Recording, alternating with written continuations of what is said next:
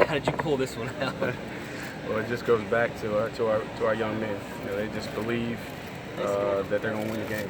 They have an attitude of belief. They understand that they put in the work day in and day out, and they never panic. They just keep on playing. That's just a testament to Coach Sweeney and what he's done over the last 8 years, establishing the foundation of this program to never get up and you play to the last whistle. And these young men, they know how to win a game.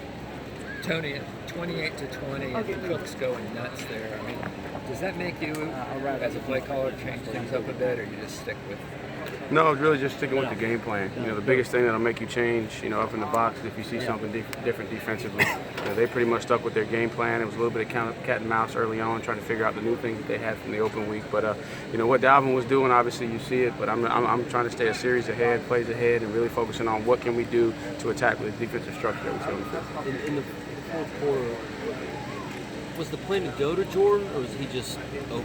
What was it that worked out so well for him? Well, we saw the play, I think it was maybe in the first drive, that we found him into the boundary down the middle of the field. We wanted to find another situation throughout the course of the game and, open the series with that. And then obviously we have, different guys based off of coverage that we're going to go to, and it just presented itself, and Deshaun found him. And then on that last one, he did a good job of setting up the route and found a way to get himself wide open. Coach, what were you seeing in their defense that allowed you to find Jordan so much in that last drive? What was it they were showing you you kept going to that same play? Well, they were giving us some zone looks, especially to the field. They were playing a little bit of cloud coverage, trying to trap a little bit over Mike, trying to take Mike away. But in doing that, then you got to commit a safety to the boundary, so you're going to be a little bit softer with your zone coverages to the field. So, they were playing consistently, the same zone coverage on first and second down. So we felt like in the right opportunity, right field position, we could call some certain plays, and they worked out tonight. What's it say about Jordan selling himself out like that for that winning touchdown and keeping his balance and scoring? Oh man, he's back home in his home state. He's a senior.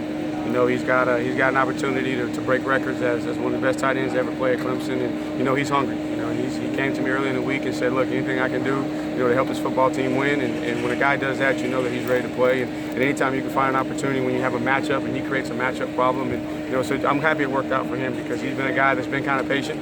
Did a lot for us early in the season last year, and got off to a little bit slower start with some of the calls. Didn't go his way. We targeted him early in the season, but it didn't work out. So just happy that he's gotten going. And anytime he gets going, it can be effective in the run game. He allows us to be balanced, but he allows us to put pressures on defense with matchup problems. Minus the 2 interceptions, was Deshaun's best game?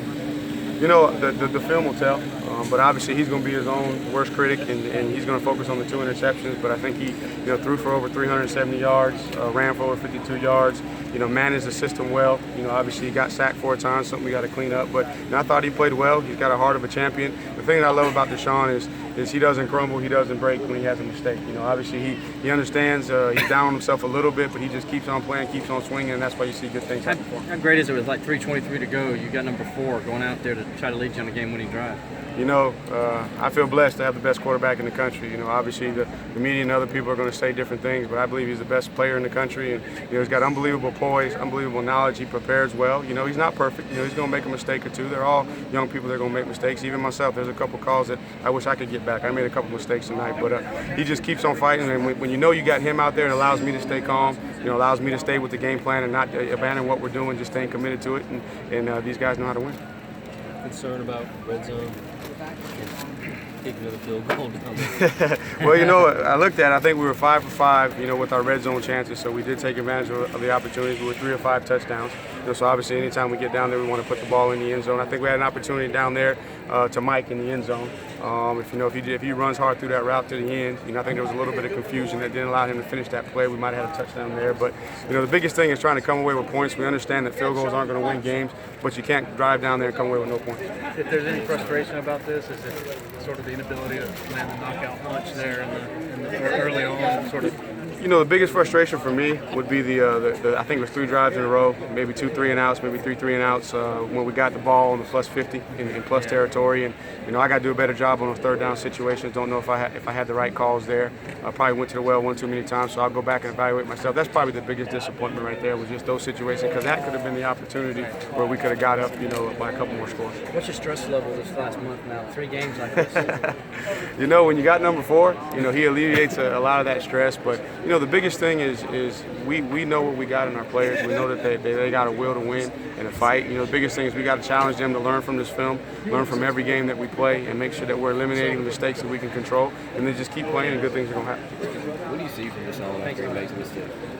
Obviously, you see him go straight into analyze mode. He analyzes himself, kind of see what he did wrong, and then he flushes it and he comes back out and he just keeps on playing. That's what you like about him. That's easy for people to say, but how hard is it to do that? Very, very hard. That's why he is who he is. There's been a lot of great quarterbacks come through Clemson, a lot of great quarterbacks that have played in college, but he's going to go down as one of the best because he has that ability to always rebound if things aren't perfect. With the game on the line and he keeps coming up time and time again, do you feel like in any situation he's going to go out and get the job done? We know he's unbelievable competitive, and we know, and really his confidence comes from the way that he prepares. When you're prepared, you're not stressed, you're not worried about it, you're just playing ball, and that's what I love about him and in our offense in general and our team in general. These guys, they understand what it takes to win, they know how to win, and they just keep on playing. Do you guys feel like going into the game you had an advantage with Jordan? Something you could take advantage of? It was yes and no. There were some situations with personnel groupings you might be able to create a matchup, but they did a really, really good job of mixing up their personnel and putting different guys in. And so the biggest thing is we thought maybe we had some things we could take advantage of structure-wise, but I don't know if it was necessarily a specific matchup. What do you think enabled Elliott on that last play to get as open as he did to get that touchdown?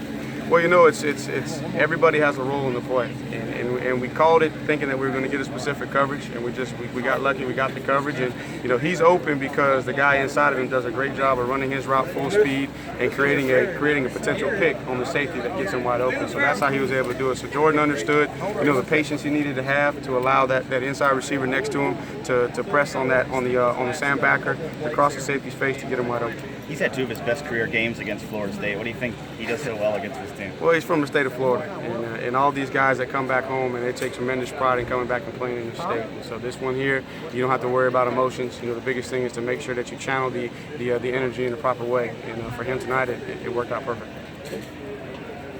But it seems like they're putting more pressure on Deshaun in the backfield than maybe you've had all season. Was there anything particular they were doing, or they're just getting a good rush? Probably the best defensive line we've played all year, and over the last 3 weeks you really saw those guys in their front four really, really stepping up over the last 3 weeks. I think DeMarcus has 8.5 sacks coming into the game, so we knew that there was going to be some times that we might have to make some adjustments, but I thought our guys did a good job, and a lot of it was coverage too. There were some situations where they did a good job of covering downfield, and I think that we got to continue to work on whenever something breaks down, get the ball out of our hand, throw it away, because I think some of the sacks that we may have got credit for, we could have thrown the ball away. Been asking the players about playing so many tight games. As a play caller, what's it like when you are in these close games and it does come down to a final drive or a final play? I think it's the same whether you're ahead by a bunch or whether you're behind or whether it's a close game. I think you gotta analyze what's going on the field, figure out what the defensive coordinator that you're going against, what's he trying to do, what's he trying to take away, what are his adjustments. So really don't have time to focus on how close the game is as much as it is, okay, what is the next best set of plays that we can put our young men in a position to be successful. So, and then the other thing too, when you have number 4 and number 9 and those 5 guys up front and Mike Williams, they bring a lot of confidence to a play caller as well, because at any given time one of those guys can make a play that not just converts for a first down but turns into a game-changing play. I know you. Palms sweaty or anything when you're trying to make a call with the game on the line? I think the palms were sweaty with the last 43 seconds of the game when you don't have control of it and you're up there and watching the defense scrap and fight and claw for everything they can get. But the biggest thing is I got a great group of guys that I work with. Everybody gives valuable information throughout the course of the game. It's not just myself up there making the play calls. We all work together throughout the course of the week, and that's the thing I think makes us successful. Is we got a great group of coaches, a great group of players that never panic. They trust in the system. We trust in each other. We believe that we're going to do whatever it takes to win the game, and so that gives me confidence. Tonight you ran, I think, 81 plays in the game. Were you pleased with the tempo, and how much did all the penalties disrupt that tempo? I think anytime you have penalties, it gets you out of rhythm a little bit. There were probably some opportunities where we wanted to play a little bit faster.